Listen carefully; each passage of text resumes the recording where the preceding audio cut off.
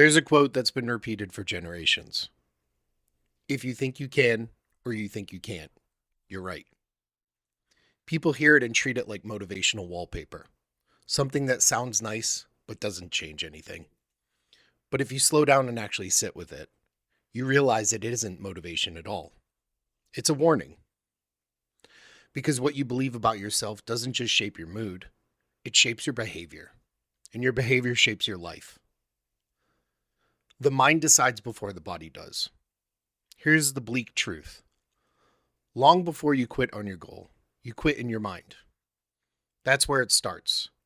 Not in your legs, not in your schedule, not even in your genetics, and not in your bad luck. It starts the moment you tell yourself, this is too hard. I'm not built for this. I always fall off. I'll start when life calms down, or it's just not the right time. That story becomes your identity. And once something becomes your identity, you will defend it, even if it's destroying you. The mind loves what's familiar, even when what's familiar is failure. Your beliefs create your limits. People don't fail because they aren't capable.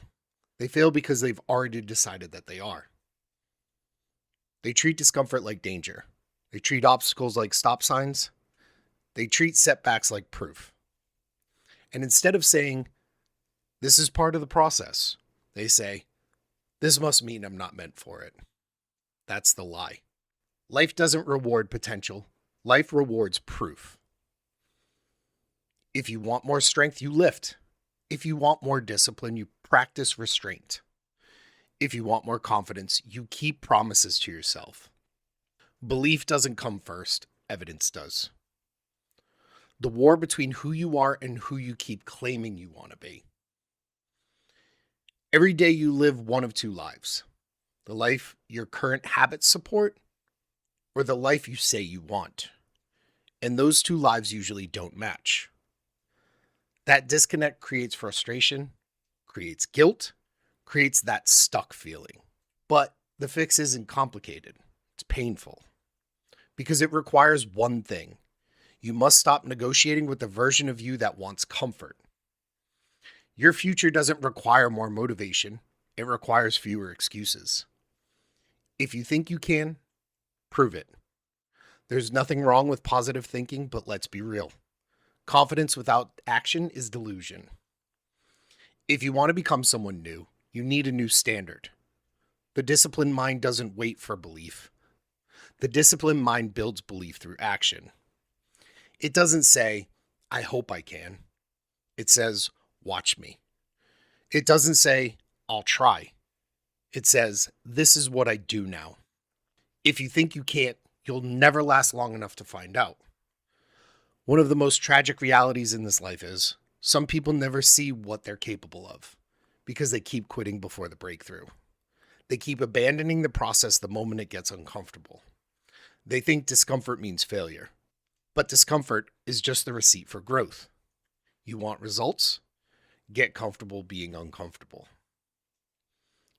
Don't compare. And one more truth people need to hear. Some people take longer to cook than others. That can feel unfair. It can make you ask, why them and not me? But that question is a trap. Because comparison will drain you faster than failure ever could. Comparison is the thief of joy. You're not here to live someone else's timeline. You're not here to write someone else's story. You're here to become who you were meant to be, one rep, one decision, one hard day at a time.